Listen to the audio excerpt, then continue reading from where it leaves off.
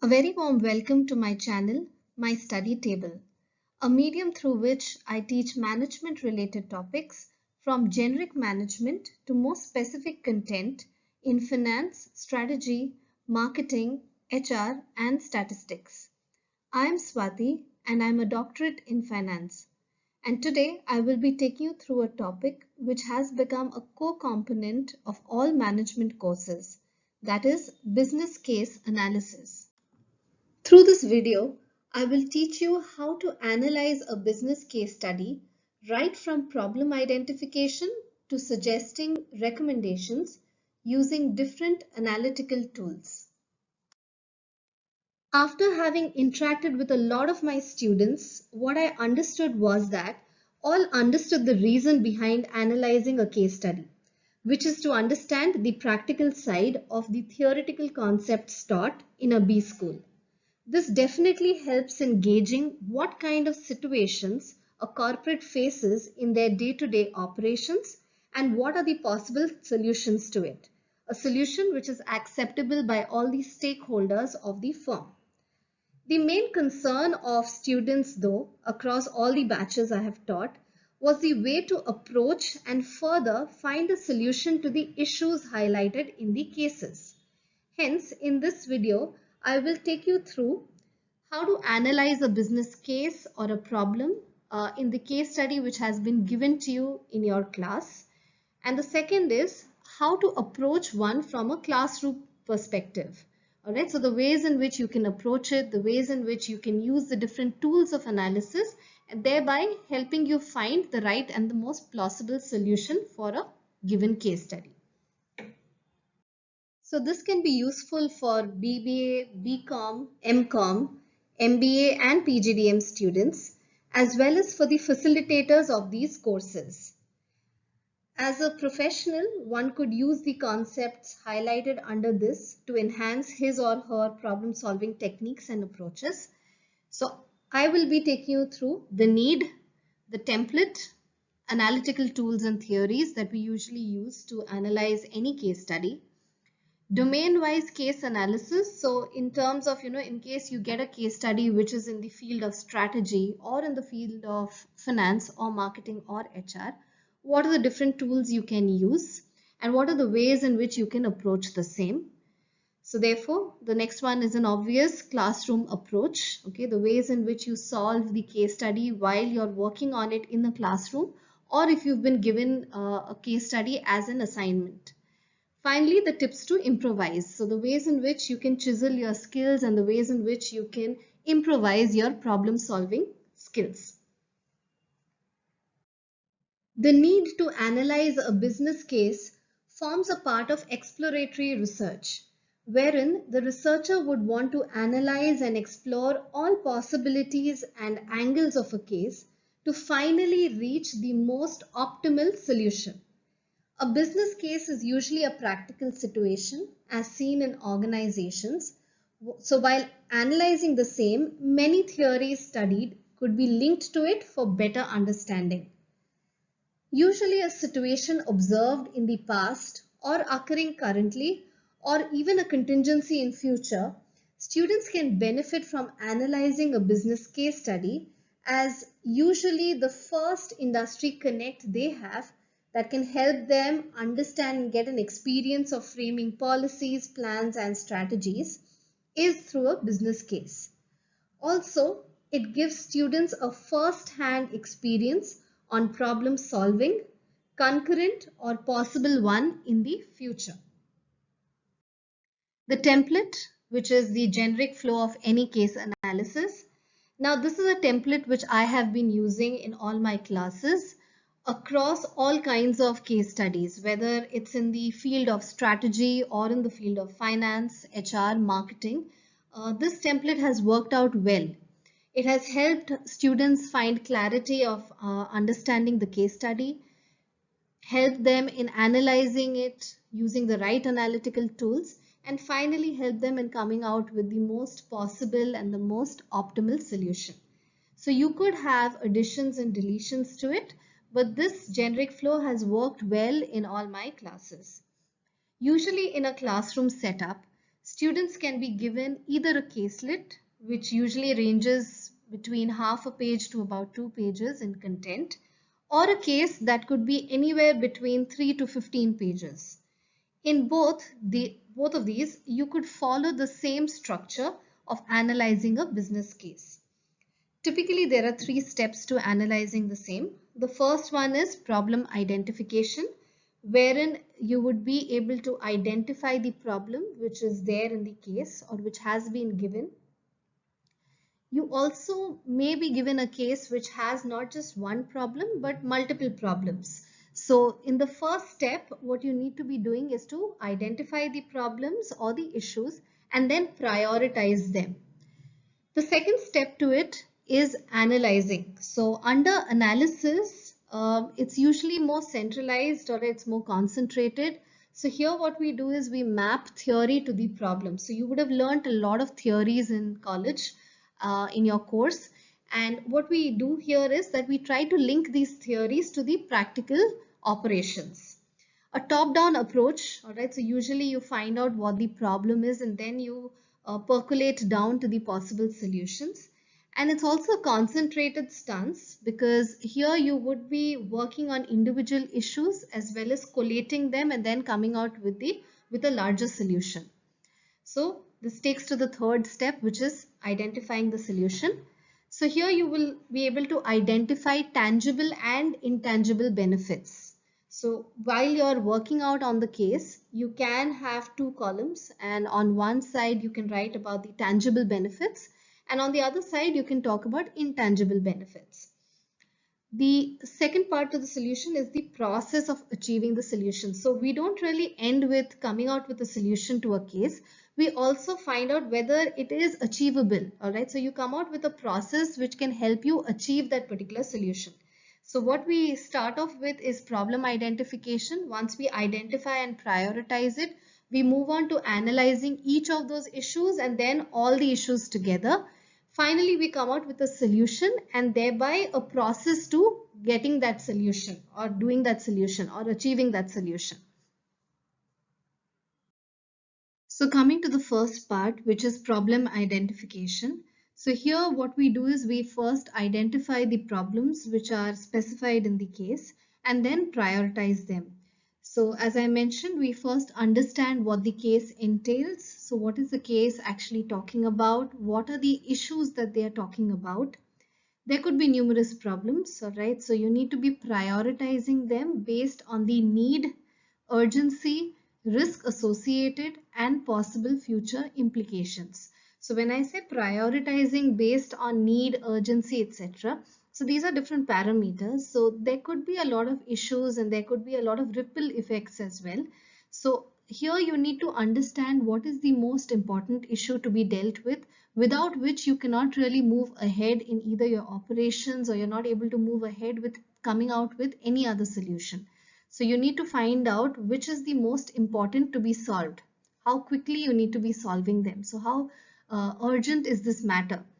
The risks associated. So if there are 2 or 3 issues that we're talking about, out of these 3, there might be one issue which has a lot of risk. So that is something that has to be dealt with immediately because that could hamper the organization. So you could have the prioritizing based on the risks associated as well and possible future implications. So something that you need to address immediately. So that's something which will come up the priority list. So all of these, whether it is understanding the issues and then prioritizing them, all of them would come in the first part of analyzing. The second part of the flow was the analysis. So here, as I mentioned, we would be mapping theories to the problem. So in the first part of the flow, we identified the issues and the problems the organization is facing. We prioritized all of them. And now what we would be doing is to map the theories that you have learned in your course to the practical problem. So here you could use a top-down approach, and as I mentioned, it would be a concentrated stance as well, where you first analyze one issue at a time and then you try to collate them and see if you could come out with a larger solution. So here you would link theories to the practical case studies. using different analytical tools or theories. So what I have done is I have mentioned a few analytical tools. All right, so I will just brief you about each of these that you could use for different kind of cases. And I will also tell you where you're going to be using each of these tools. After which I'll take you to the third component. So the analytical tools that I have listed down is one which is extremely popular, which is the SWOT analysis, wherein we identify the strengths, weaknesses, opportunities, and threats of the organization. The second one is PESTEL analysis. It's popularly also known as the PEST analysis. Here we try to understand the external environment of an organization. So we take into consideration the political, economic, social, technical, ecological, and the legal environment. Porter's five forces, so the five forces that work on an organization. Porter's value chain, so the ways in which an organization can create more and more competitive advantage. Stakeholders analysis, which is also known as the Mendeley matrix. Porter's diamond, Ansough's matrix, ratio analysis, CVP, which is cost volume profit, break even, investment analysis, and so on. Okay, so there are a lot many tools. Here in this video, I'm just going to be talking about these few. So the first one is the SWOT analysis. It is one of the most significant business tools that can help identify the strengths, weaknesses, opportunities, and threats of an organization. So this can be used by the organization to understand their own strengths and weaknesses together with the opportunities and threats that are existing in the environment in which it operates. So it can also help an organization identify its critical success factors. Identifying these strengths can help the organization maintain them as well as build further on them, while identifying the weaknesses can help the company address the issue and work on improving the same. Of the four attributes, strengths and weaknesses are internal to the company, while opportunities and threats are external factors. So they are external in nature, something that the company cannot control, but it can obviously work towards identifying the opportunities and making sure they can address the threats as well. So at the end, when you are analyzing, what you need to be seeing is that the strengths and opportunities of the company outweighs the weaknesses and threats. So this is one of the most easy tools to analyze a case study. So you can, at the first reading, you can come out with the SWOT analysis. You can write it against the case analysis and keep it for further analysis.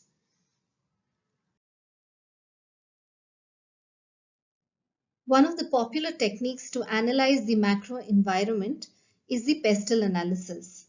This analysis divides the business environment into 6 subsystems, namely political, economic, social, technology, ecology or environmental, and legal. These are the factors that affect the organizations but are outside of their control. So this analysis is particularly good at identifying whether and why certain markets will be expected to grow in the future.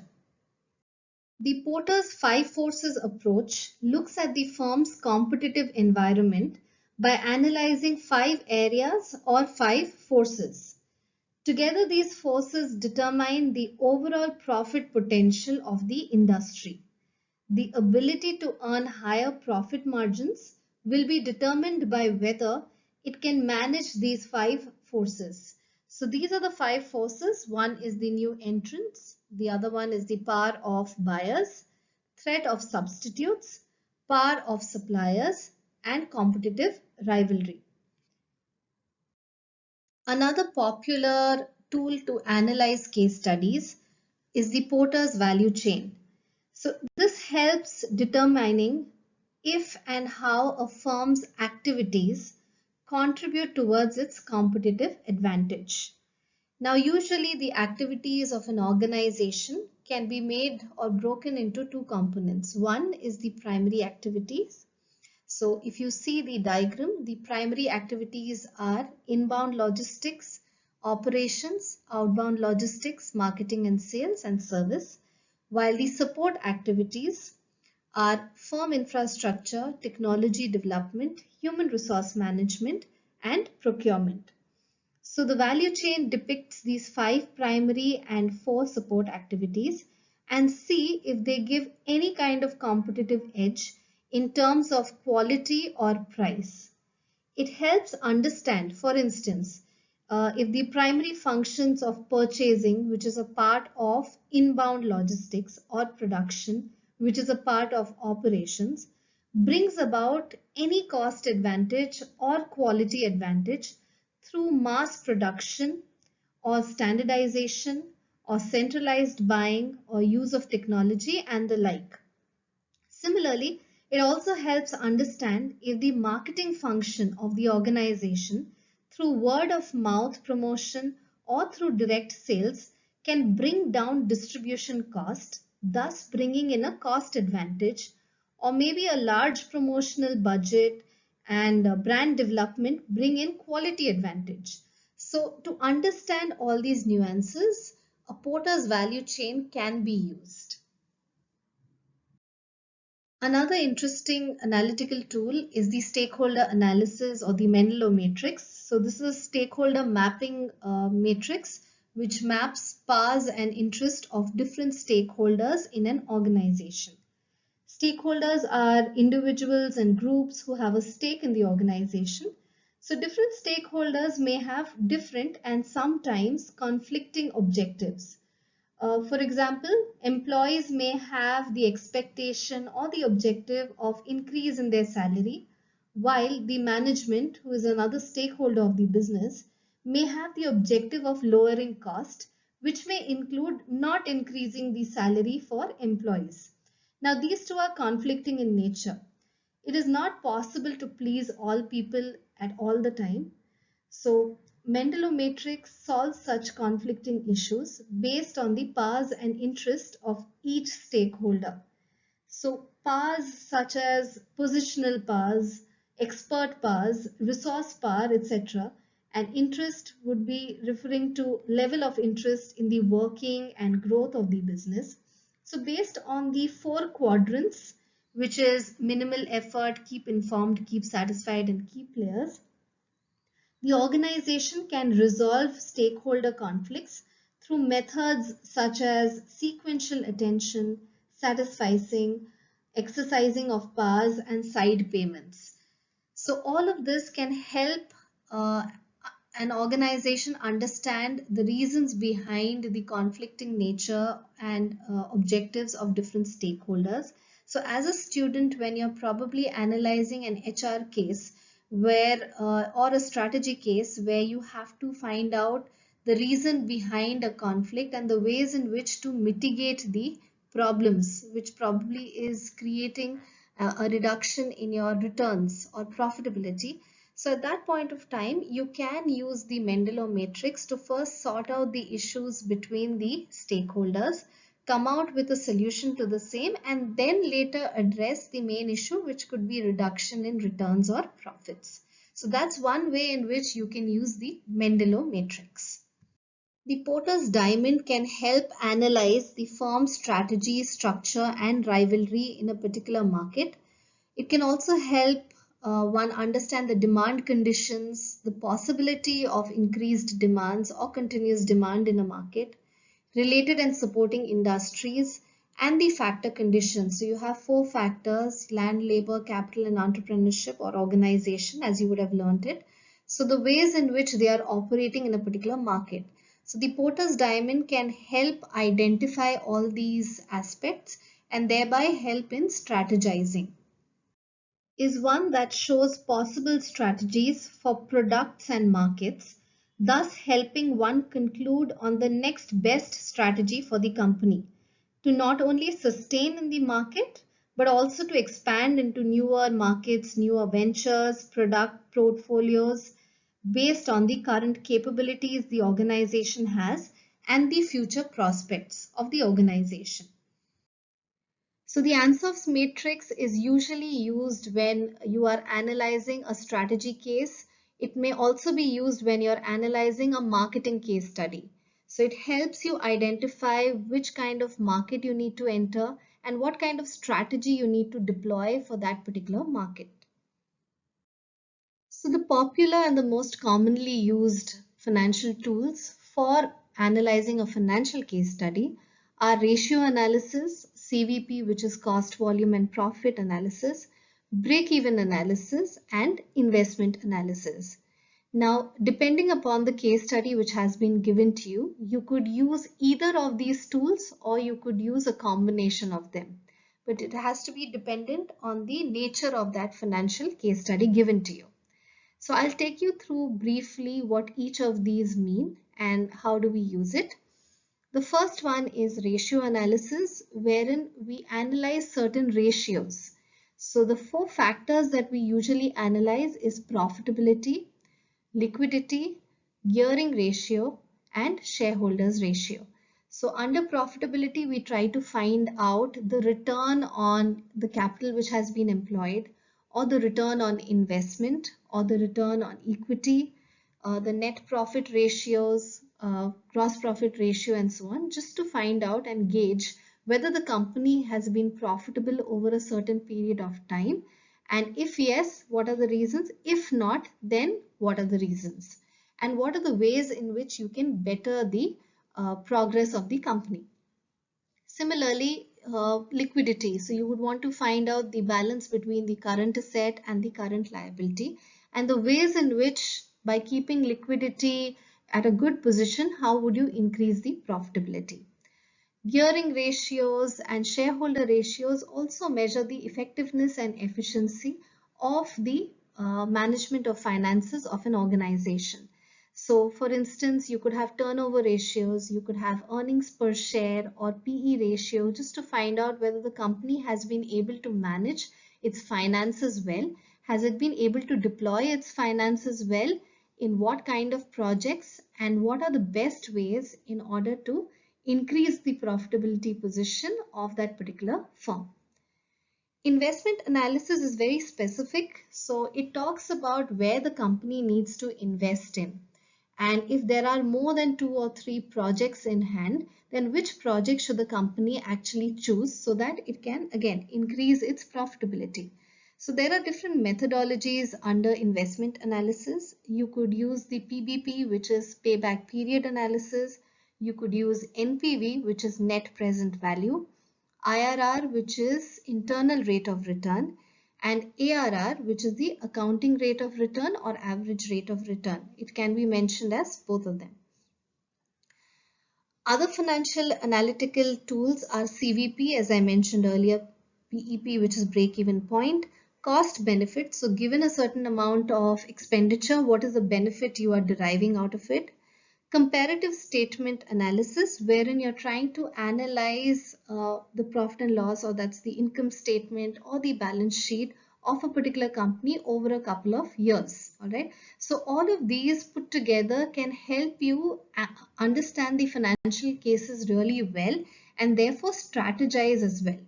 So that's how you can use all these tools of analysis for a financial case specifically, and also a strategy case.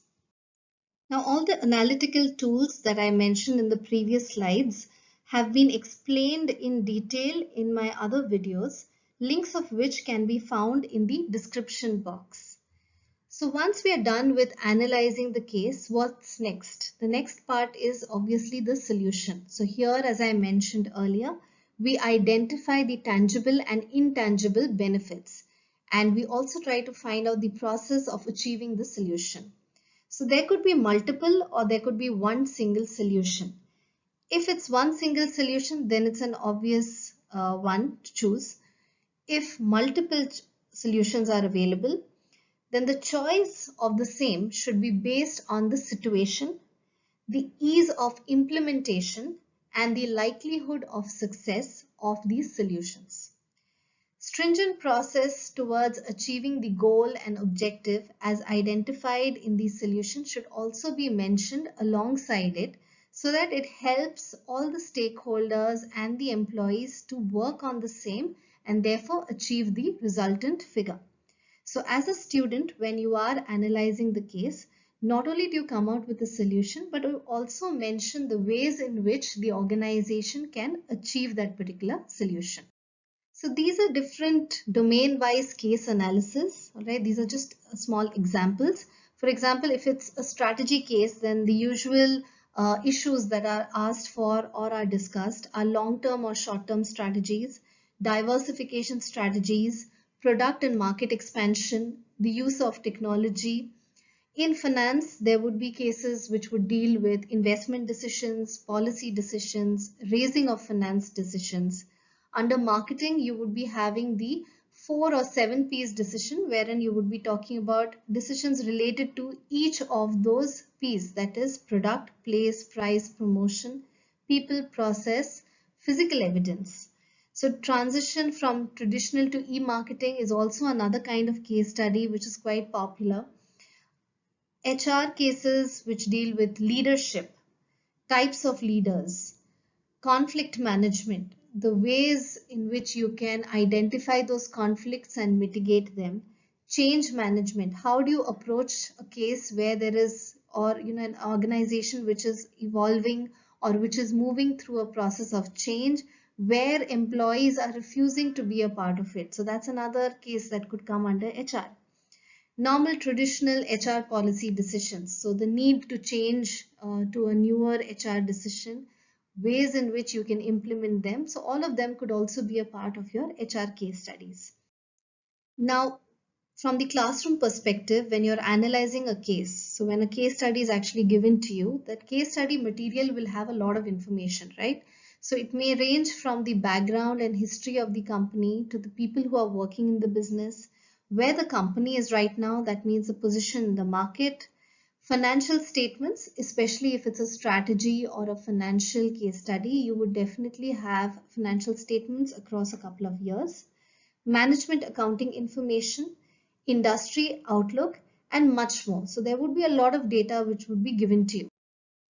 Now, what you need to be doing, you need to study the material closely enough to be familiar with the business. So what I always suggest the students is the first time you're reading through the case study, just give it a normal cursory read. All right. So just be familiar with what the business is. If it's possible, probably take notes while you're reading through. The focus when reading the pre-seen material should not be to memorize its content, but to imagine what the industry is, what the company is, and what the business actually does. So the operations of the business. To think of the wider issues that might impact the decisions that you could be asked to comment on. So when you're given the case study, they might give you the issue and they might also tell you that these are the decisions that the management is deliberating on. So you need to be commenting on the same. So read through those issues, go through the text paragraph by paragraph, page by page, using your theoretical models learned in the objective papers. All right. So whatever you have learned in your papers, that's your subject course, then you just have to be trying to link those theoretical concepts to the issues mentioned. At the end of the process, you'll hope to have discovered the most valuable pieces of information that can help you in your analysis. At the end, this is what you should get: a clear picture of what the organization does and the industry it operates in, maybe a little bit about the economy, how the business is performing, where it is heading, the list of key issues facing the organization, how to deal with such issues, and your recommendations, which are nothing but your solutions. The key topics from the papers that are relevant to this particular case, such as the pest or the pestle analysis, 5 forces SWOT, governance and ethics, stakeholder analysis, and so on. Your own financial interpretation of the figures provided. So you could do something which is as simple as just comparing the figures, financial figures over a period of time. Or maybe you could go up to the next level where you do a ratio analysis or a cash flow statement analysis and then given your interpretation. The process of of analyzing the cases, especially if it's an in-class or a take-home assignment, is to first just read generic. All right. So meanwhile, you would be underlining key points and concepts. If a certain paragraph or statement indicates a theory or a management concept, write it down against the paragraph. After the first read, take a minute to collate all the information and read through the questions that are given, okay, or the issues that have been mentioned. Get back for a second read, but now focusing on the questions that have been asked. Now, this is something which I again recommend all my students to write. Now, this is the way in which you would be writing your analysis. So the first thing that you usually do is write the facts of the case or the gist of the case. It could be a synopsis or a précis, and even though it could be in the form of a paragraph, it makes a lot more sense when you write it point wise, because that gives you a lot of clarity. Key concepts, underlying theories. All right, so what are the key concepts that you could understand from that particular case? What are the underlying theories you could map? Analysis using any of the analytical tools. So again, you don't have to restrict to just one analytical tool. You could probably use 2 or 3. At the end of the day, you need to be using these tools to find a solution, right? So you need to be justifying your solution as well. Solutions, recommendations, and conclusion. So this is something which should be the end result of your case analysis. The ways in which you can improvise on the same is to read. The more you read, the better it would be in terms of analyzing any case. All right. So whether you're analyzing an article or you're analyzing a case study, you would be able to comprehend that a little better if you read more. Comprehend and try drawing inferences from them. So if you're reading through maybe a newspaper, and if you're reading through the business page, and you find a paragraph which is initially a little difficult for you to understand and comprehend, it's absolutely fine. What you need to be doing is just read through it, try to find out what each of those words are, the technical words, and then finally while you're reading through it, you will be able to understand and link those concepts. So try to draw inferences from them. It's fine to make mistakes in analyzing initially, but as you keep reading, it will reduce and your analysis will get a lot more chiseled. While reading your case studies, keep underlining or writing the key points in the form of paraphrases, not sentences, so that it becomes easy reference points for you. Apply at least one analytical tool or theory to map the concepts taught with the case studies. And finally, as the old saying goes, practice makes a man perfect. So make sure you keep practicing so that you are able to understand cases much better. I really hope you found this video informative. You could go through my channel to learn more concepts on finance, strategy, management, and skill improvement. Here's to happy learning now and always.